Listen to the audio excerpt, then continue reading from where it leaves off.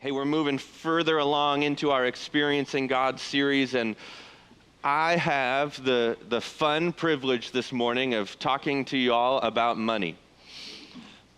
Ha ha ha, it's not fun at all. So just know that I am a lot more uncomfortable than you all are right now, okay? Just know that as we move forward. Let me ask you a really practical, simple question though. Do you guys like money? If you guys are liars, like, what do you mean you don't like money? Like, even those of you who are kind of like, kind of, sort of, no, you're lying. You like money. And I'm going to confess something that I'm not supposed to ever say as a preacher, okay? I like money. Right? As a preacher, as a communicator, as somebody who leads a church in the Word of God, I'm supposed to be the one that tells you over and over again, we don't need money. We can be content without money. There's joy in other things other than money. And yes, all those things are true, but I just want to say it. I tend to be a little bit more content when there's a little extra hanging out in the bank. Is that right? Do you agree with me? Or you can boo me off the stage if you want. I guess get out of here. You're wrong. I don't know. But isn't it true that money can really be a good thing in our lives? I mean, money can get us to see our family. Money can get us comforts, especially here in our country, that a lot of the world doesn't know about. Money can pave the way to surgeries and health and longer life. Money can pave the way to medicine and things that we need to just not feel pain in our lives every single moment of every single day. Money can bless other people that we come into contact with, right? There are so many amazing things about money, and I don't want you in any way to hear me saying that money is a bad thing in this message this morning, okay? So I've said that from the get-go. Money is a tool that can be used for the glory of God and is a blessing from the Lord in our lives. But isn't it true that money can also be a bad thing in our lives? Isn't it true that money can take over maybe 99.9% of what we think about in our lives? Money can become a tyrant that controls what we can buy. It controls what we think and even how we feel. We get to points in our lives, maybe you've never been there, but Cricket and I have certainly been there, where we're terrified to look at our bank account, right? We're like, we don't know if we'll be above or below that little safety margin that we've concocted for ourselves, which really isn't a safety margin. It's like, hey, we're out of money. That's the margin. We don't know. I remember one time we had just gotten married. We were in college. We were on staff at the college, barely too. Some of you understand that. But we were living in the dorms, and we made a joke like we were getting ready. It was a marital conversation when we would go look at our online banking account. Like, we wouldn't just do it without each other. We would have to gear up. You know, honey, are you ready to look at our bank account this morning? And so we were getting ready for one of those moments, and I don't remember if I joked about it or if she joked about it, because we didn't think it was possible. We were like, what if it said negative, right? And we were building ourselves up like it can't be negative, so even $2 would be better than negative, right? And so we log into our bank account and we see negative $4, minus $4. We're like, what in the world is that, right? But money controls how we feel. And in those moments, most of us, maybe in this room, either have high feelings depending upon where our bank account is, or really low, stressful feelings depending upon where our bank account is. And as that process continues, we wind up getting seduced into thinking that money must be what life is all about because it controls how we feel about practically everything. And so we do everything we can to bring that number up so that our emotional high stays longer and our emotional stability stays longer. And our relationships with our kids are better because we can get them what we want, and our relationship with our spouses are better because, well, we're not fighting about money and who's spending more, right? And so money becomes the center of our lives. The reality is here at Change Point, especially here at Change Point Matsu, we don't talk about money all that much. There's been maybe 2 messages on money since I've been on staff here over the past year, and I haven't taught both of them. So thankfully, I don't have to talk about it all the time. But we don't talk about it all that much here. I mean, the past couple of weeks, we've been celebrating the generosity of our church. We haven't been asking for more. We've been saying, thank you so much for how generous you are. So it's kind of the other side of the coin. But we're moving into week 8 of our Experiencing God series this week.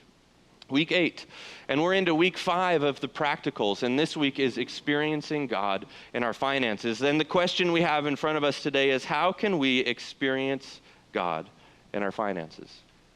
If you remember all the way back to the first 3 weeks, we established a lot of things that kind of set the framework as for how to experience God. But one phrase we've been saying over and over and over again throughout this series is that every moment has sacred potential and is a moment where God longs for us to experience him. So think about that statement when it comes to your finances. Every moment has sacred potential.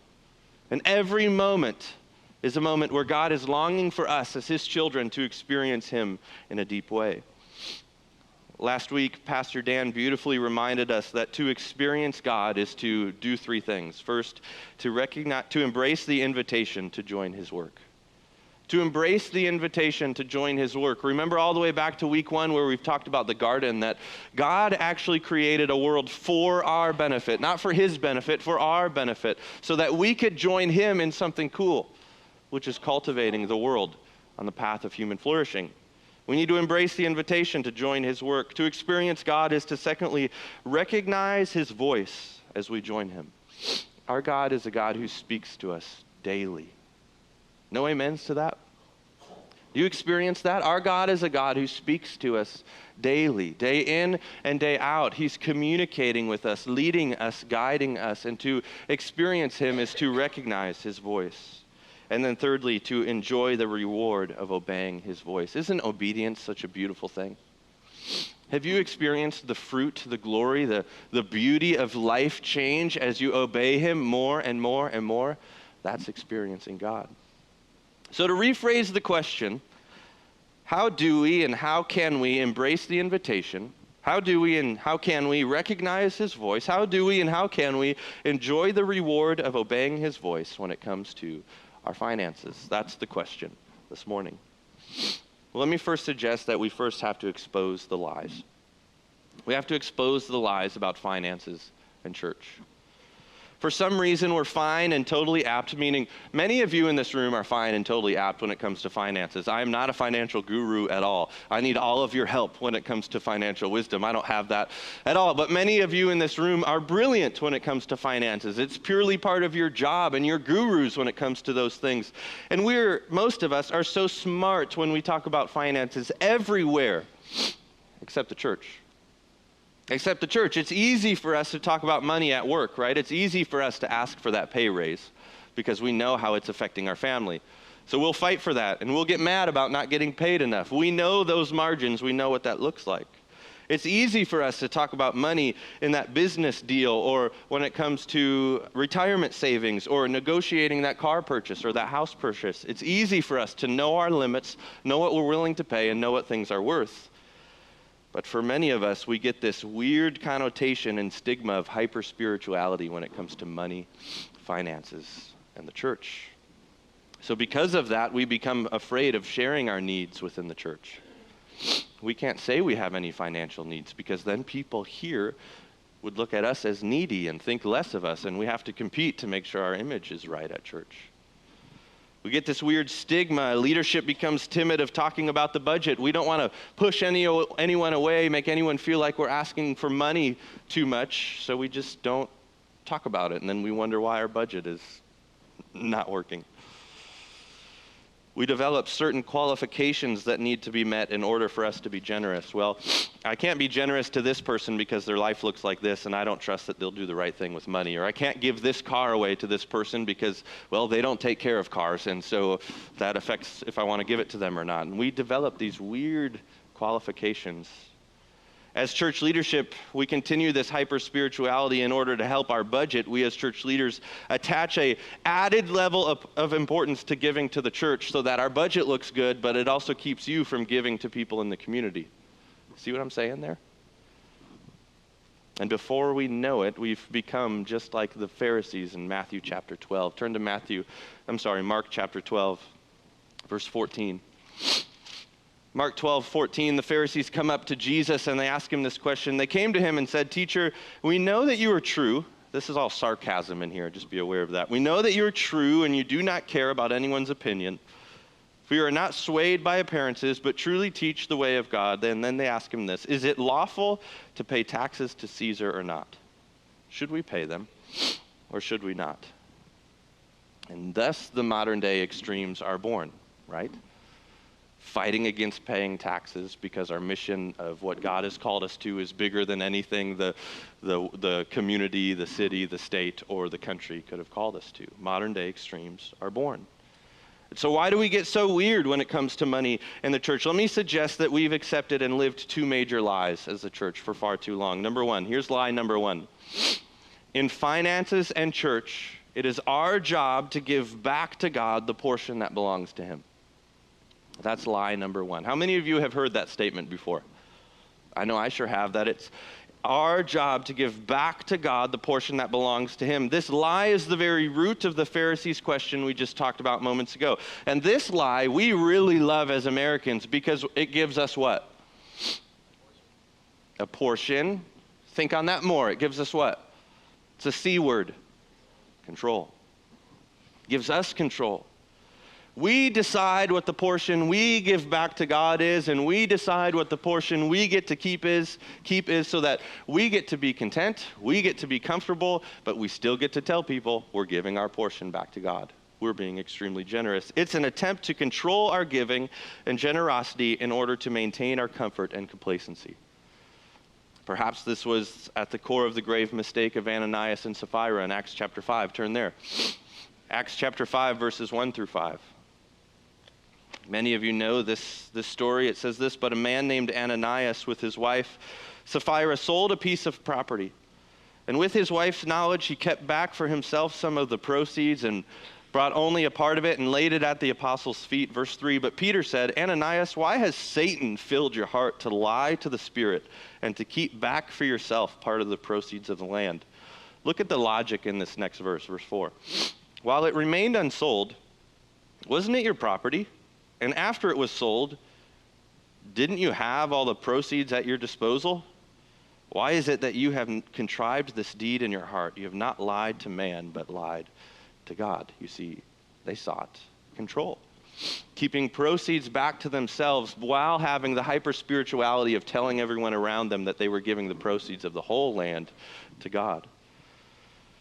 You see, I don't want to get ahead of ourselves here, but doesn't it seem weird that we as a church who claim that our God is the maximally great being, our God is in control of everything, our God created and knows what's best for everything, but it's our job to give a portion back to him? Do you see kind of the lack of connection there? Or the lack of logic there? Isn't it weird for the owner and creator of everything to ask for or need a portion back from his creation? It doesn't make any sense to me. Living this lie actually ignores a theological pillar that we as a church thrive on, that everything in life belongs to the Father, not just a portion. Everything in life belongs to our Father, not just a portion. There's one more major lie that has swept the church for far too long, and I'm going to step on some toes here, so I apologize in advance. Here's lie number 2, the rule of the tithe. The rule of the tithe. Now, let me just come right out of the gate and acknowledge that this is a tension-filled conversation. And if you have been living by the 10% rule for your whole entire life, I thank you for your faithfulness and thank you for your commitment, and don't think what you've done is wrong in any way. You hear me? We cool on that?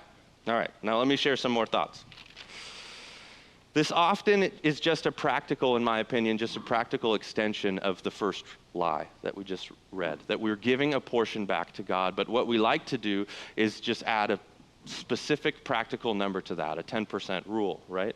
Let me be clear, I wish it could be as simple and systematized as a 10% rule. Wouldn't that be so much easier?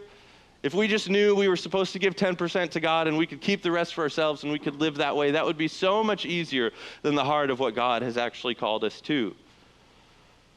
You see, God asked for a tithe from Israel, and oftentimes we kind of hyper-spiritually get ourselves to a place where what Jesus did for us, we can at least do what Israel did to repay God back, right? And we kind of have this guilt or this honor-shame mentality around returning our 10% back to God. And yes, it's true, God asked Israel to tithe, but there were several tithes, right? A temple tithe, there's 10%. Tithe for the poor, 10%. Tithe for partying and feasting, 10%. I think we could keep that one. Partying and feasting. You can add 10%. There was a 7th year of rest, meaning for farmers, every 7th year they had to not harvest their fields. Experts calculate that at 14 to 20%. Corners of the fields every year were not supposed to be harvested because they were supposed to be left for the needy. There is no way to calculate how much that actually costed farmers and the people of that day. But we can easily say that the Old Testament requirements roughly required 1/3 of a household's income, which is quite a bit more than 10%. So let me just say, praise the Lord, we don't have the same 10% rule that Israel had, right? Much of our lives would look a lot different. But here's the reality. Experiencing God in our finances cannot be done through a system. I'll say that again. Experiencing God in our finances cannot be done through a system.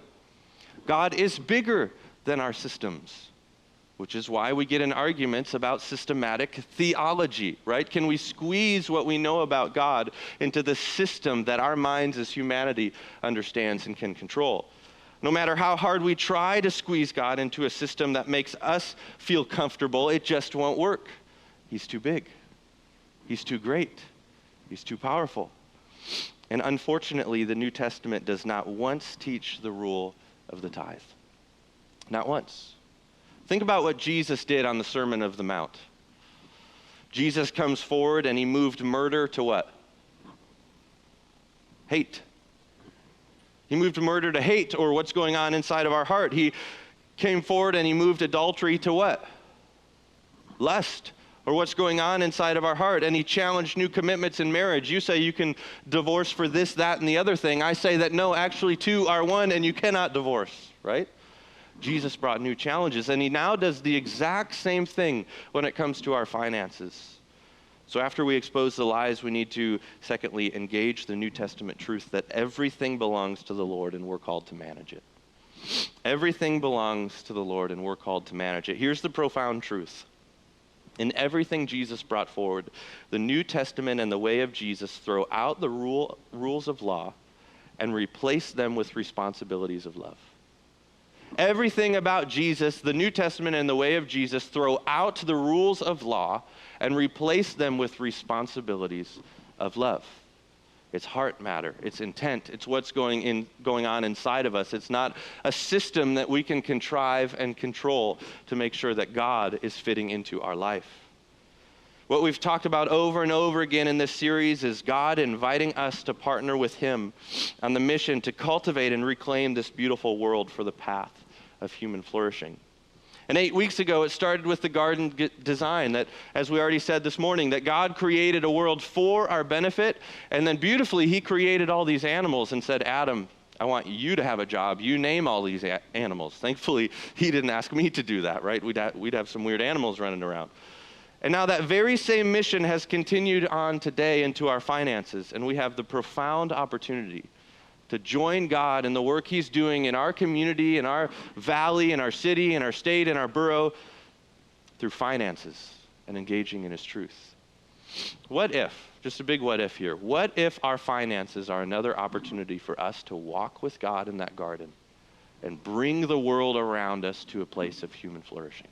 Wouldn't that be cool? And just as there were some lies we need to expose, there are some truths we need to acknowledge. Truth number one, everything, including money, is a gift from God. Everything, including money, is a gift from God. Look at James chapter 1, verses 16 to 17. Do not be deceived, my beloved brothers. Every good gift, every perfect gift is from above, coming down from the Father of lights, with whom there is no variation or shadow due to change. Do not be deceived. To be totally honest, the scariest thing about this reality is that it removes our possibility of systematizing or controlling our financial generosity. In this idea, we really shouldn't talk about percentages or quote unquote giving it back to God. To be as cheesy and cliche as possible, what we really need to talk about is everything I have belongs to God, right?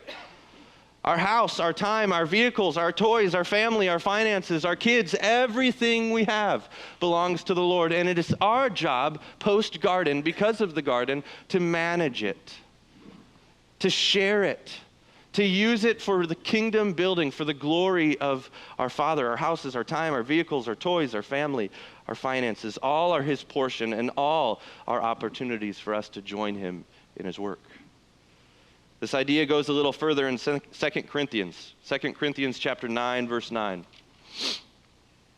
As it is written, this is speaking of God, he has distributed freely. He has given to the poor, his righteousness endures forever. Tell me what happens in Ephesians chapter 2. Somebody knows it. While we were still what? Sinners, Christ what? You talk about a free gift of generosity. It's all coming from the heart of our Father and the work of his Son. Listen to me, God's people are generous people, and generous people are grateful people. I don't know that, we talk about it all the time, being for the valley. You know what the valley needs? And I'm getting ahead of myself a little bit. The valley needs grateful people. The valley needs generous people who are actually excited about life, not ripped down, not torn apart, not looking down on things, not really regretting the fact that I feel like I need to give someone some money, but excited about the fact that we have an opportunity to partner with other people in this thing called life and push one another towards the path of human flourishing. Perhaps what's most profound here is that it actually all starts with a spirit of gratefulness. It's nothing financial. It starts with a spirit of thankfulness. Experiencing God in our finances is actually first a spiritual issue and then secondly a financial issue. It's an attitude of generosity, an attitude of giving, not an attitude of how much money we have or do not have. Listen, I've been in a place where it's month to month or month to month on the best month, right? It's not about how much money we have. It's about an attitude of gratefulness. Church family, let me ask you, are you grateful for how Jesus has changed your life? Think about your life pre-Jesus and now with Jesus. Think about the life change and the transformation that's taken place. Are you grateful for that? Are you grateful for the gifts that he's given you? I'm talking about your home when it's negative 14 outside. I'm talking about your family when you know that you have people, especially in your life, struggling with all these COVID issues who are alone and don't have anyone to talk to, and you've got a bunch of kids running around the house or a spouse hanging out with you. Those are gifts from the Lord. Are you thankful for those things?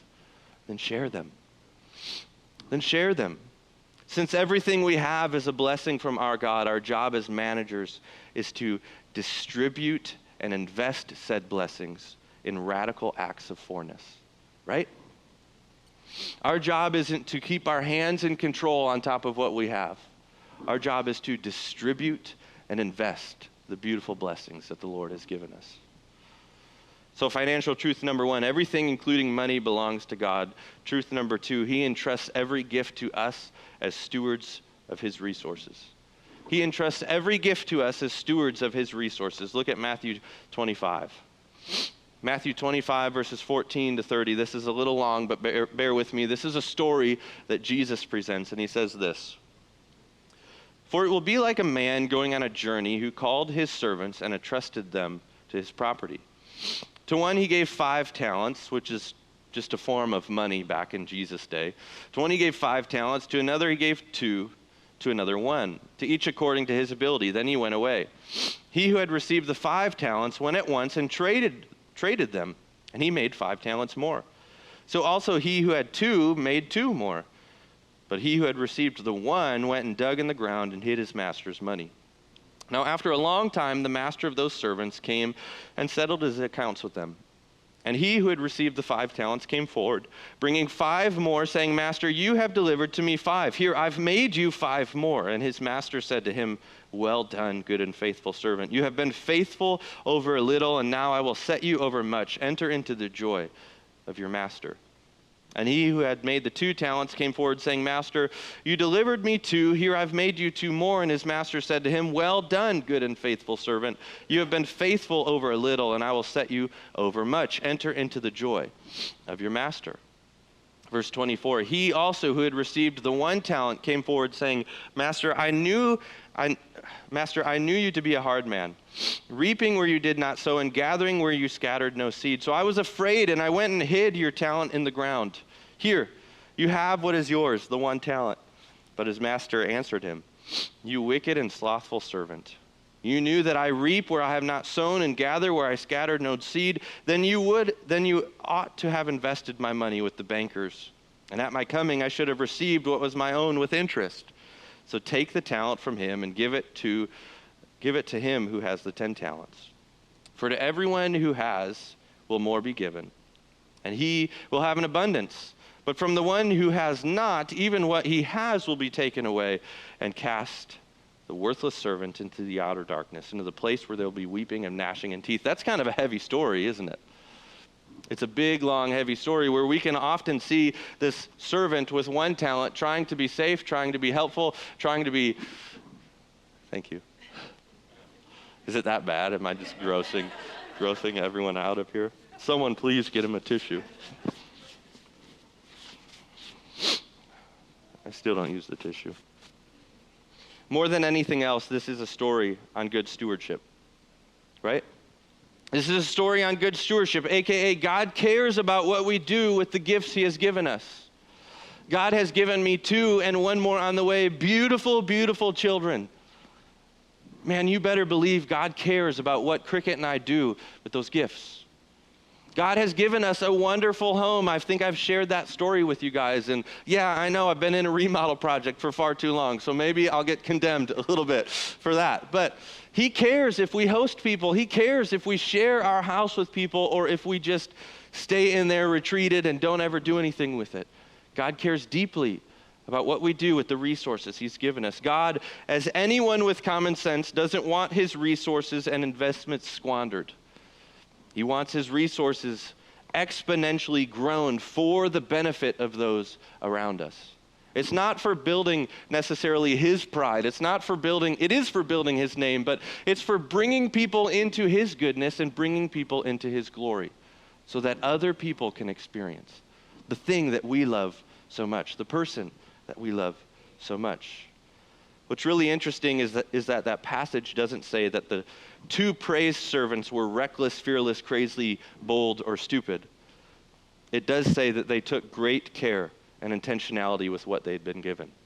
They thought deeply about the honor it was to receive 5 or 2 talents from their master.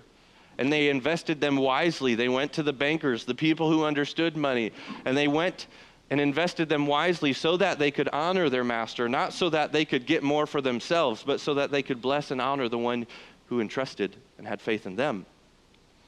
That passage doesn't say that the condemned servant was careful, thoughtful, safe, or cautious. What does it say? He was what? Fearful, slothful, afraid. It does say he was fearful to lose what the master had already given him. Let me just tell you, church family, we cannot lose the great gift that the master has given us. We cannot lose it. And so we have the freedom as a church family, as people who are called and kept by his power, to be out there and to be bold and to be a little crazy while being wise and shrewd so that we can multiply the gift that he has given us. I asked this question already. I'll ask it again so I don't get lost in my notes again. Do you know what the Valley needs? Church family, the Valley needs a community of people who are so in love with Jesus and those around them that they're boldly and intentionally generous with what God has given them. That's what the Valley needs. And want to know something really cool? I think we're it. I think we're doing it as a church. You know, we joke around about let's go Brandon maybe too much. Okay, that's me saying to stop. No, not really. It's funny, keep it lighthearted. But we are a really generous church. We are a really generous church. Let me ask you a question. You want to know what good stewardship looks like? I have a whole page right here of what good stewardship looks like. It looks like the Fireside Group paying for a family's trip to the lower 48. Yeah, that happened. Good stewardship looks like 2 guys in this church roofing someone else's house in this church. That's good stewardship. snowblowers being donated, plowing for free, renting extra four-wheelers for our ATV trip, life groups paying someone's rent, brand new couches getting given away, car fix bills paid, snow tires showing up on people's cars for free, house remodel supplies donated. We have a Matsu family meeting a couple weeks ago. The next 2 weeks we become 10 grand over budget. That's what good stewardship looks like. You guys are owning it to the max. Heck, how did last week end? The hardest part of me preparing this whole message was, how in the world am I going to talk to the most generous church I've ever experienced about living a life of generosity? Church family, I got a truck last week. That's good stewardship. And I promise you, it will never be as clean as I'm terrified to put my kids in that truck. I'm serious. I really do think we as a church are living out the financial call of living lives of generosity, not living a systemized structure where we're just giving God his portion back to him, but we are living out the fact that God calls us to live every moment of every day in a heart of generosity, not even knowing what he's going to call us to give, but excited to see what he's going to do with our faithfulness. 2 Corinthians chapter 9, verses 1 through 15. I read this last night, and I thought, I can't put the whole thing in there, but I need to, because I really think this is who we are as a church. 2 Corinthians 9, verses 1 through 15. Now it is, I don't know how to say that word, superfluous, whatever, for me to write to you about the ministry for the saints. For I know your readiness. Church family, I know your readiness, of which I boast about you to the people of Macedonia, saying that Achaia has been ready since last year, and your zeal has stirred up most of them. Is our zeal stirring up the community? But I am sending the brothers so that our boasting about you may not prove empty in this matter, so that you may be ready as I said you would be. Otherwise, if some Macedonians come with me and find that you're not ready, we'd be humiliated, to say nothing of you, for being so confident. So I thought it necessary to urge the brothers to go on ahead and arrange in advance for the gift you have promised, so that it may be ready as a willing gift. Here's where it gets good. The point is this: whoever sows sparingly will also reap sparingly. Whoever sows bountifully will also reap bountifully. Each one must give as he has decided in his heart, not reluctantly or under compulsion, for God loves a cheerful giver. All I see in this church is cheerful giving. Not giving under compulsion, not giving under a system, not giving because we feel like we have to, but giving because we're excited to share our resources with the people around us. Verse 8, and God is able to make all grace abound to you, so that having all sufficiency in all things at all times, you may abound in every good work.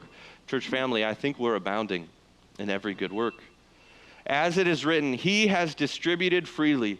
He has given to the poor. His righteousness endures forever. He who supplies the seed to the sower and bread for food will supply and multiply your seed for sowing and increase the harvest of your righteousness. You will be enriched in every way, to be generous in every way, which through us will produce thanksgiving to God. You know what it doesn't say? Will produce more money, or will produce prosperity, or will produce the ability to give more. It doesn't say that. What it says is that we as a church, as we're generous, boldly, will be enriched because we'll be filled with gratitude. Right? Isn't the thing we all long for in this life contentment and peace? Why we don't have peace is because we're not content with our job. We're not content with how much we make. We're not content with the car we have. We're not content with the toys we don't have, right? When we're generous, God will fill our hearts with a gratitude and a thankfulness to God. And I'm seeing that in our church. Verse 12. For the ministry of this service is not only supplying needs of the saints, but also overflowing in many thanksgiving to God. By their approval of this service, they will glorify God because of your submission that comes from your confession of the gospel of Christ and the generosity of your contribution for them and all the others. In other words, the community will praise the Lord because of your generosity. The community will become thankful for the goodness of God because of how generous his church is. while they long for you and pray for you because of the surpassing grace of God upon you. Thanks be to God for his inexpressible gift. Verse 15, once again, is the motive of everything. We are generous because thanks be to God for the gift that we can't even come up with words for, right? The life change that all of us has experienced, his free gift of his son, Jesus. So how do we experience God in our finances? Here's the answer. We'll experience God in our finances when we throw out systems of law and replace them with responsibilities of love by living out the truth that everything belongs to the Father and we're called to manage it. Okay, Matsu challenge. How do we make sure we keep cultivating this culture here at Change Point Matsu? It's clear we already have it. How do we make sure we as a church keep cultivating that thing? Number one, pursue the generosity of Jesus. Pursue the generosity of Jesus. After 400 years of silence, you remember that? In that intra-covenantal period in between the Old Testament and the New Testament, there are 400 years of nothingness from God. 400 years of no, like, was that God talking to me or was that the pizza I ate last night? Like, God talking to me wasn't even an option. 400 years of nothing. Then all of a sudden, Jesus comes onto the scene, right? And what does he do? He radically challenges the norm of almost every aspect of the religious institution, right? We already talked about Jesus moves murder to hate. He moved adultery to lust. And now Jesus changed the question that should run our lives from is fill in the blank of sin, meaning how do I stay on the good path? Is fill in the blank of sin. That was the old question. And he changed it to the new question, what love is required of me? That's the generosity of Jesus, living moment by moment, asking the question, what love is required of me here right now? Someone comes up to me and asks for money, but I had already given my 10% this month. According to my system, I'm good to say no, and I'm still good and righteous with God. According to the question, what love is required of me, we may be ignoring and denying an opportunity for us to love someone towards Jesus and point them towards the path of human flourishing. You see, it's a bigger call. It's a heavier call. It's a life call. How do we do that practically? Keep $20 in your pocket and ask God to show you where to give it. It was so funny when my brother was growing up and I were growing up, we kind of went different routes. Where I stepped into the steeped church culture, he went away and kind of deconstructed and had to go, quote unquote, the phrase that my generation really likes, we have to go find ourselves, right? He had to go do that, and I really made fun of him over and over again for it because, what do you mean find yourself, dude? You're right there. I don't understand. And one day I was blown away because I had all these harsh judgments as a young, stupid kid on him because he never attended church and he really didn't like organized religion and organized church. So I had all these judgments on him. But I remember one day I went down to Texas because he was there and we were driving his old Jeep back up to Michigan, which is an awful drive in an old Jeep. Like, it's way too long. But we had to swing into some auto shop because for the 10th time, something broke, and we weren't even 1,000 miles into the trip. And we go to this old, small, little rinky-dink auto shop in the middle of nowhere, and we're like, we're going to die here for sure. Like, we're going to get shoved in oil cans in this dude's auto shop. We have no idea what's happening. So we kind of walk this weird town as his Jeep is getting fixed, and the guy tells my brother how much it was, and so my brother pulls out that amount cash, and then I watch him pull out $1,000 more out of his pocket and just tell the guy, thank you for working on this Jeep. We didn't have an appointment. You had other cars in the shop. You understood we had to get moving. Thank you for doing this. This is a gift from Jesus. And all of a sudden, my mind was blown. That my brother who didn't like the church, my brother who didn't like religion, was practically living out the generosity of Jesus on a level that I have never done. Right? It's a bigger call. It's a deeper call. Practically keep $20 in your pocket and ask God where to give it. Be on the lookout for someone struggling to pay a bill. I know we all have months where that bill is just a little too much, but we've all, hopefully at least once in our lives, experienced a month where that bill is, we're good. We can make that bill, and we're able to help someone else that's in the month that we've been in before. Look out for someone struggling. Overly beg the Lord to cultivate in you a heart for people's practical needs. Don't just think about our upward relationship with God. Think about your outward relationship with other people, and how can we meet those practical needs? Church family, this can't be done without the heart of Jesus being at the core of every single thing we do. We give because he has given to us. We give because of Ephesians 2, right? That while we were still sinners, while we had nothing to give, while we couldn't do anything to earn it, he freely gave to every single one of us in this room, if you call Jesus your Lord and Savior, this gift that we can never repay him for, and thankfully, he doesn't ask us to. What he does is he asks us to help point other people towards him. This can't be done without the heart of Jesus. Matsu challenge, secondly, really practical. Help us expand for the valley. Help us expand for the valley. I'm going to show you a little video and then I'll talk about what that means. Oh, am I supposed to speak? Hey there. Hey, hello. It's Doug and John. In our building. We're standing in front of our building on J-Bear freezing our faces off. I don't know about you, I'm freezing my face off. It's definitely cold. We just wanted you to see it. We're here, we're planning our execution of disassembly and moving.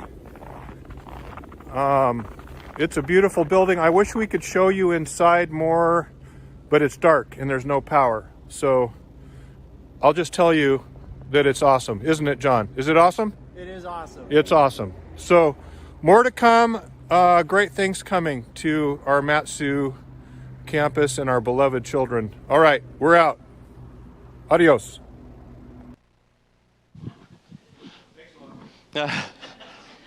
I'm really thankful that John is the hype man, you know. Is the building awesome? It's awesome. Is it cold? It's cold. I'm just glad you chose freezing our faces off, right? There's like a little pause there. Oh, no. Church family, we have a choice to make. We've got a big choice to make in front of us. We say it over and over again that we're for the valley. And now we have an opportunity and a question put right in front of us. Are we going to expand what we already have for the benefit of the valley? We have a choice to make. We initially in our Matsu family meeting presented an idea. Some of you were there, a lot of you were there, some of you in this room weren't there, but the idea was that we need to get a modular building here because our kids' space is blowing up and we don't have any more room for any kids. And what that has practically looked like for us as a church is, you know, we've had to say, we cannot take your kids. You understand like how hard and awful that is to have to say?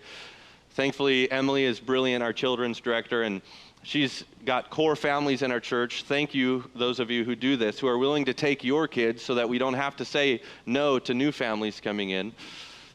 But man, that creates a week in, week out problem for us over and over again. So we presented this idea. Church family, we have a choice to make. And as you know, by the provision of our God and the visional commitment to each one of you, we've seen ridiculous growth in the past 7 months, haven't we?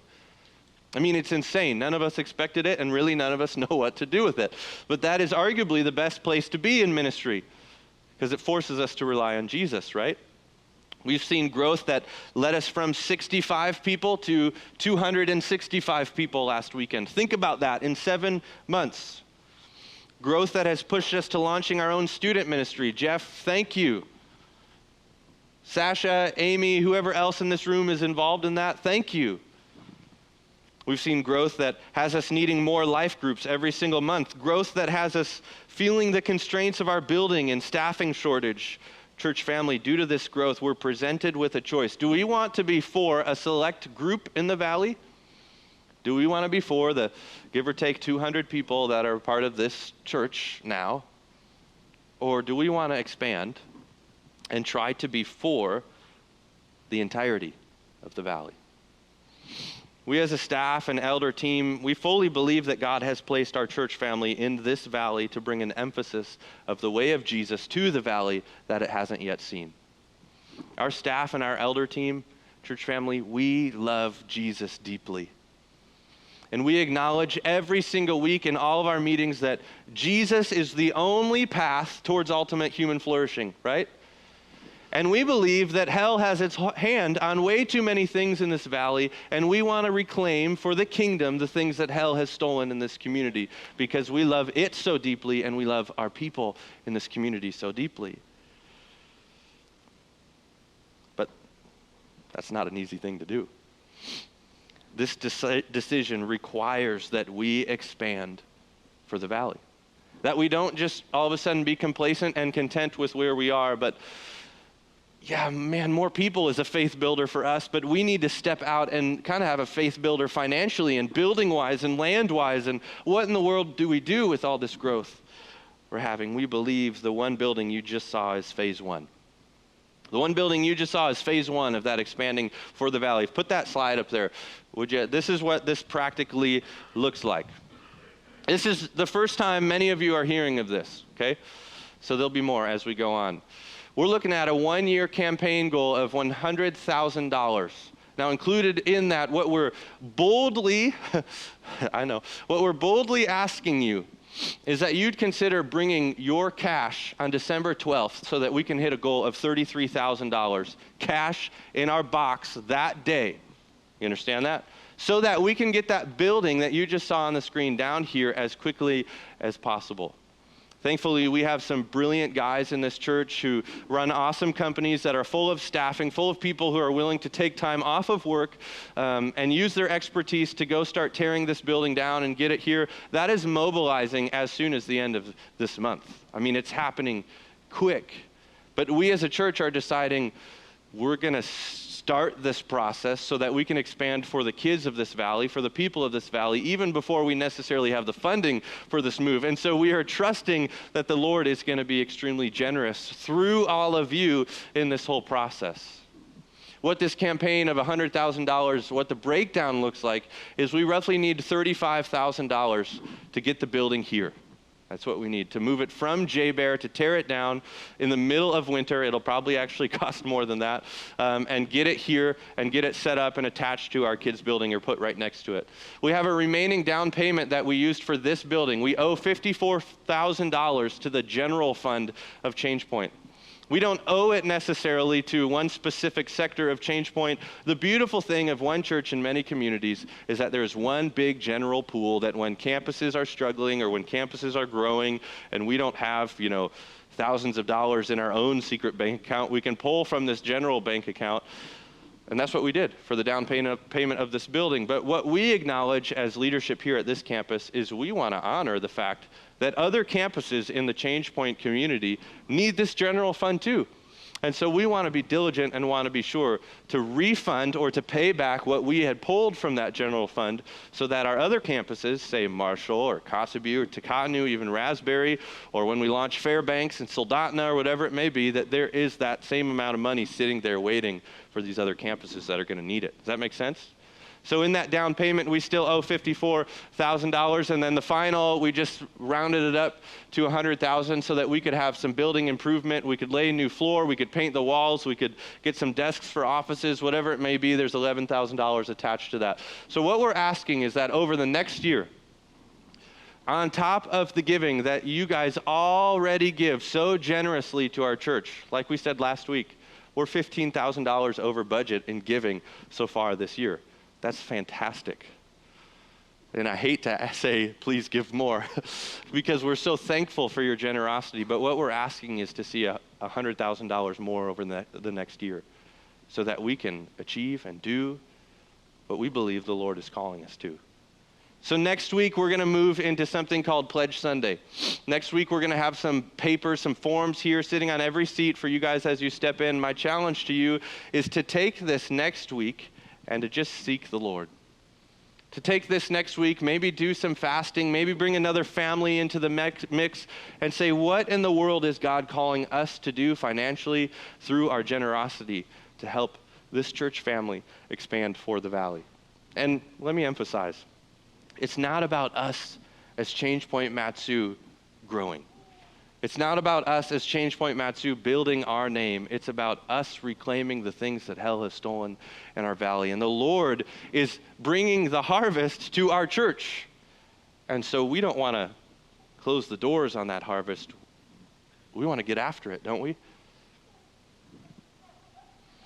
So like I said, next Sunday is Pledge Sunday. Take some time, you as a family this week, to pray about how you might join us in expanding for the valley so that our community might fully experience God. And remember, this is just phase one. Committing to join us in expanding for the Valley is a commitment to live a life of radical generosity. I can't say it enough. What the Valley needs is a community of people that are so in love with Jesus that our generosity is stupid. You hear what I'm saying?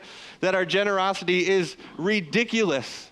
That people look at us and say it makes no sense that they're being as generous as they are. That's how we reach our Valley. But won't it just be, think about it, 5 years from now. Say the building's here, say our staff is added, say we've grown a little bit more. Won't it be so cool 5 years from now to look back on this moment and just be in awe of what God has done? That's what keeps our staff and our elders and really our Change Point wide staff moving forward all the time as we anticipate, we hope, we're filled with wonder and awe about what God is going to do because we are pursuing him as hard as we can. Won't it be amazing? Let me just pray. Jesus, thank you so much for your generosity, that you freely were willing to give of your place. You freely were willing to give up needing absolutely nothing. Your place of safety, your place of power, to go into a place of total need, into a place of vulnerability, that human baby who needed to be cleaned, fed, and taught how to walk and talk. Lord, that is the free gift of all free gifts. Thank you for that.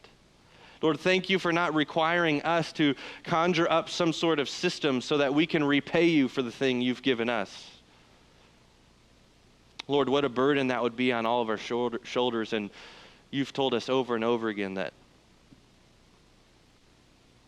your yoke is easy and your burden is light. And Jesus, we are so thankful for that. God, I pray that you would help us as a church daily reflect on the generosity of your free gift of the gospel.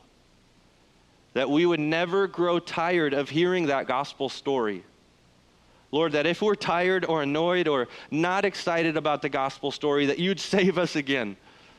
Because we need to praise you for that day in and day out. Help us do that, Lord.